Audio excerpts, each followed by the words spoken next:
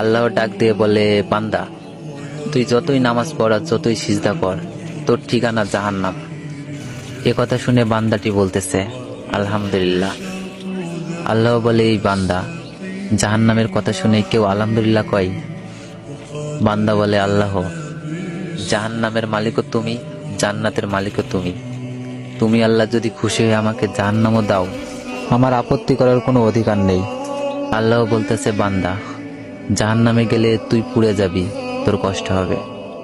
বান্দা বলতেছে, আল্লাহ, কষ্ট শুধু আমার হবে না, তোমারও হবে। আল্লাহ বলে, বান্দা, তুই পুড়বি জাহান্নামে, আমার কষ্ট কেন হবে?